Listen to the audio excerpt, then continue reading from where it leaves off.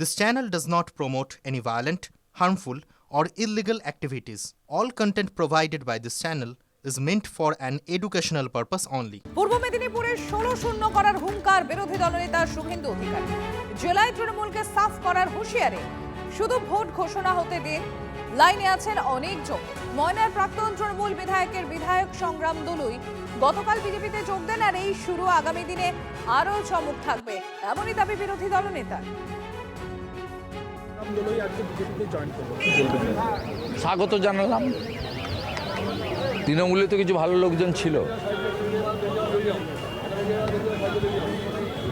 খুঁচাতে গেছিলেন কেন? সাফ করে দেবো, বিরাট লম্বা তালিকা আছে আমার কাছে। ওদের বুথে বসার লোক পাবে না, পঞ্চায়েত সমিতি রাখতে পারবে, এই পঞ্চায়েত সমিতি রাখতে পারবে। আমার কাছে মেজরিটি আছে, যেদিন চাইবো পরের দিন উল্টে দেবো। তৃণমূল কংগ্রেসের রাজ্য সহ সভাপতি জয়প্রকাশ মজুমদারের সঙ্গে আমরা যোগাযোগ করতে পেরেছি। জয়প্রকাশ বাবু, আপনারা শুনলেন, আপনার প্রতিক্রিয়া চাইব। এইসব আজে বাজে কথার কি কোনো প্রতিক্রিয়া হয়?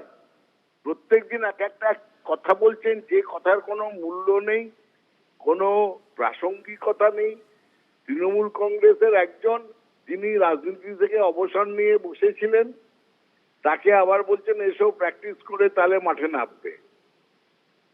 কোনো কাজের নয়, মানুষের সঙ্গে যোগাযোগ নেই, কিন্তু যেহেতু নিজের অবস্থা খারাপ তাই দেখিয়ে দেখানো, এটা লোক দেখানো। আমি বলছি, যদি আপনি বলেন যে সব সিটি জিতবেন, তাহলে এই যুব সাথীতে ভিড় হলে ভয়ে কাঁপছেন কেন? পূর্ব মেদিনীপুরে তো সব থেকে বেশি ভিড় হচ্ছে যুব সাথীর ক্যাম্পে। আর আপনার ওখানকার অবস্থা, আপনি কি নিজে দাঁড়াবেন? বলুন পরিষ্কার, হ্যাঁ আমি নন্দীগ্রামে দাঁড়াবো, আবার জিতবো, বলতে পারবেন? ঘোষণাই করতে পারছেন না যে নন্দীগ্রামে আবার আমি দাঁড়াবো। এখন সিট খুঁজছেন, পালিয়ে পালিয়ে বেড়াচ্ছেন।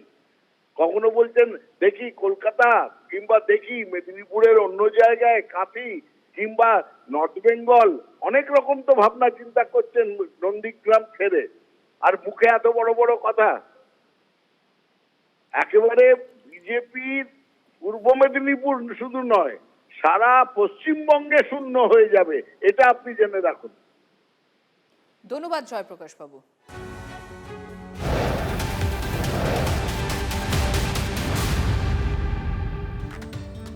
ভোটের মুখে ধূপগুড়িতে তৃণমূল কংগ্রেসের গোষ্ঠী কোন্দল।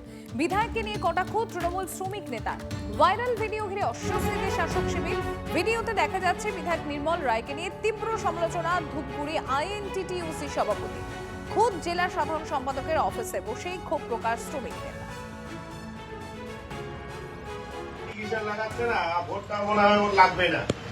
আর ওকে কথা বলতে গেলে বলে যে দল বুঝবে, দল বুঝবে। দলটাকে শুনি, দলটাকে মাস গেলে বেতন উঠাবা, আবার দলটা আমরা নাকি? দল হচ্ছে কলকাতা, দল কলকাতা। কলকাতার দিকে দেখা যায়, আর এই ধুবড়ির অবস্থা দেখো। আমি ওর জন্য বললাম আমার আবার কেরলতে আমি যোগদান করবো, একটাকে একদিনে করে মারবো, দেখে আবার কেরলতে যোগদান করবো। কেরলতে অনেকদিন থেকে মনে করো আমি ওই ইয়ের থেকে গেছি, তো আবার তাল দিব। দেখো হ্যাঁ, উত্তরবঙ্গ আমাদের লাগবেই। হাটাও তৃণমূল, তৃণমূল তৃণমূল হোক, বিজেপি হোক, দরকার নেই। ভোট শেষ, সেটা নাই হাওয়া। হ্যাঁ, ওইটাই তো ব্যবহার আছে, বুঝলা? তারা ভোট দিব আমরা এত মরিয়া হয়ে, আর এমএলএ হবে, আর এমএলএ হয়ে যাবে বলে এইটা কি বলে আমি জানি না। এটা নাম্বার আছে, ফোন করে দেন তো একটু, হেল্প হবে বলে। না, আমার কাছে নাম্বারই নেই। ওই এই আগে হইতে সবাই সরকার তো থাকবে না এপ্রিলের পরে। তার ভয়ে যে ছোটো মোটো ইঁদুর চামচা যেগুলো রয়েছে, পালানোর জন্য অনেক কিছু রাস্তা অবলম্বন করতেছে। একটা জাহাজ যখন ডুবে না, তখন সবার আগে ইঁদুরগুলো টের পায়। আর সেরকম হচ্ছে এগুলো ছোটো মোটো নেতা, এর তো মনে ভয় রয়েছে, কোথায় লুকাবে, জায়গা খুঁজে পাচ্ছে না। তার জন্য তো উল্টাপাল্টা মন্তব্য করতেছে, খুদ নিজের পার্টি অফিসে বসে।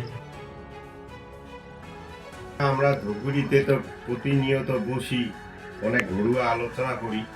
তার মধ্যে আমাদের বন্ধু বান্ধবের মধ্যে কিছু আলোচনা হচ্ছিল, কে ভালো কাজ করতেছে, কে এগিয়ে যাচ্ছে, এগুলো নিয়ে আলোচনা সমালোচনা চলছিল ওখানে। সেখানে শোনা যাচ্ছে যে আপনি অন্য দলে যোগদান কে এলোর কথা বলছেন, মানে কোথাও গিয়ে কি নিজেদের মধ্যে কোনো অন্য দলে যাওয়ার তো কোনো প্রশ্নই নেই। উদ্দেশ্য প্রণীত ভাবে যে হয়তো ছাড়ছে, তার সাথে হয়তো আমার কোনো শত্রুতা আছে, এর জন্যই হয়তো উনি এই ভিডিওটা ছেড়ে দিয়েছেন।